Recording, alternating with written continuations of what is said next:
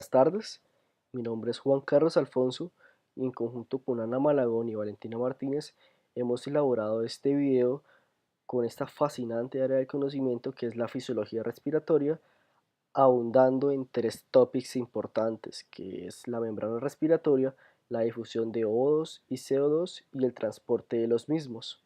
Iniciemos con la membrana respiratoria, esta estructura que va a permitir la difusión por la cual se lleva a cabo la difusión de O2 y CO2. Entonces va a estar compuesta por tres capas importantes, que es la capa de líquido, la cual alberga el surfactante, secretada por los neumocitos tipo 2, ya sabemos, y es la que va a disminuir la tensión superficial del alveolo. Está el epitelio alveolar, compuesto por células aplanadas, la membrana basal epitelial, el espacio intersticial, la membrana basal capilar y el endotelio capilar.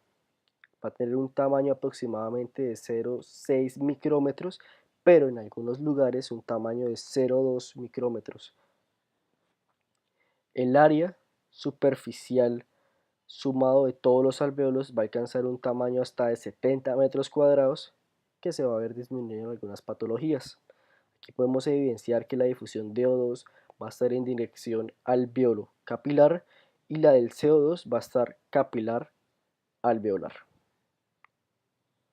Entonces, algunos factores que influyen en la difusión gaseosa a través de la membrana respiratoria va a ser el grosor de la misma, que por ejemplo en edema pulmonar esta membrana va a tener un tamaño aumentado de lo normal, como en el edema pulmonar, que el edema pulmonar se caracteriza por la acumulación de líquido en el alveolo. Este líquido va a ser una extravasación de los vasos, la cual pasa por el intersticio, aumentando así el tamaño, y decimos que el grosor de la membrana va a ser inversamente proporcional a la difusión, es decir, cuanto mayor sea la membrana, menor es la difusión de gases. Entonces en el edema pulmonar la difusión de gases va a estar disminuida debido al engrosamiento de la membrana. El área superficial. El área superficial de los alvéolos va a ser unos 70 metros cuadrados aproximadamente, pero por ejemplo, en esta patología conocida que es el efisema pulmonar, va a estar disminuida debido a que los alvéolos van a confluir, se van a unir alvéolos con alvéolos, disminuyendo así esta superficie. Se van a eliminar algunas paredes. Entonces, hablemos de la diferencia de presión, la cual facilita la difusión de gas. La diferencia de presión del O2, iniciamos por el alvéolo. El alvéolo va a tener una presión parcial de oxígeno de 104 milímetros de mercurio, mientras que en el capilar pulmonar, en el extremo arterial, va a tener una presión parcial de oxígeno de 40 milímetros de mercurio. Esta diferencia va a hacer que por gradiente de concentración y por presión, el oxígeno se desplace al alvéolo capilar, aumentando así hasta el extremo venoso en un 104 milímetros de mercurio. Como podemos ver en esta gráfica, va aumentando parcialmente, progresivamente, hasta llegar a 104 milímetros de mercurio, cuando se une con la circulación de la aorta, que va a pasar por la circulación braquial, que es aproximadamente un 2%, pero su presión parcial de la circulación de la aorta va a tener una presión parcial de 40 milímetros de mercurio. A esta mezcla se le llama flujo de derivación, que va a terminar como resultado final la presión parcial de 95 milímetros de mercurio, la misma que se encuentra en el extremo arterial del capilar. Entonces esta suma va a tener como resultado 95 milímetros de mercurio, como ya lo dije anteriormente, y va a ir disminuyendo con el paso del capilar por el espacio de la célula, debido a que como esta presión es menor que 23 milímetros de mercurio, evidentemente va a desplazarse el oxígeno hacia la célula y el espacio intersticial lo va a mostrar oposición porque también va a ser menor, aproximadamente 40 milímetros de mercurio, hasta llegar a su final de 40 milímetros de mercurio en el extremo venoso del capilar, debido a que la célula ha utilizado todo este oxígeno, disminuyendo así la presión parcial. Vamos a seguir, dejemos acá y aquí vamos a continuar con la diferencia de presiones del CO2.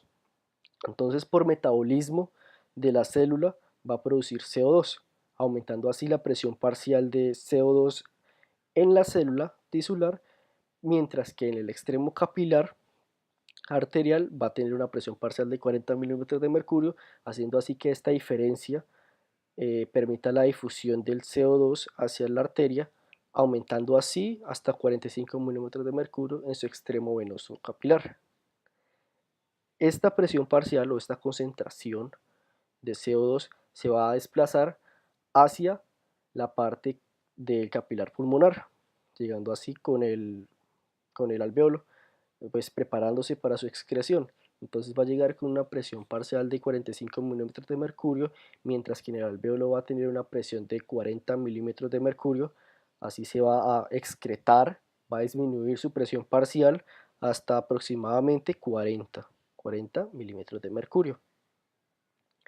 Entonces, este transporte de oxígeno va a estar mediado pues por dos canales por dos canales en sí.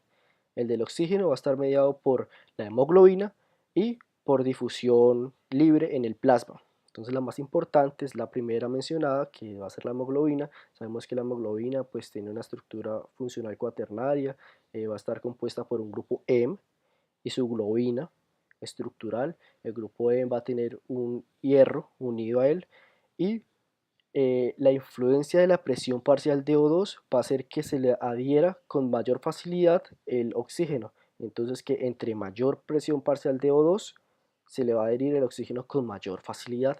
Entonces esto lo podemos medir en una curva, en la curva de la disociación de la hemoglobina, que entre mayor presión, mayor saturación de oxígeno. Mientras que en el transporte de dióxido de carbono en la sangre pues va a estar mediado por tres grandes sistemas, tres grandes procesos, que va a ser el bicarbonato, la hemoglobina en sí va a transportar también dióxido de carbono y el plasma, libre en plasma. Entonces el 70%, el más importante, va a ser el bicarbonato, que el CO2 se va a unir con el agua por medio de la anhidrasa carbónica, se va a producir en ácido carbónico, pero como esta sustancia es débil, se va a disociar en hidrogeniones y en bicarbonato, que se va a desplazar. Luego va a estar unida a la hemoglobina, que se va a llamar carbaminohemoglobina, que es la hemoglobina adherida al CO2 y diluida libremente en el plasma. Bueno, hay que recalcar que pues existe unas leyes, que es el efecto de Bohr, que es que a mayor concentración de CO2, mayor excreción de O2 por medio de la célula, por medio de la hemoglobina. Esto es todo por hoy. Espero les haya gustado, les haya quedado claro este repaso. Muchas gracias.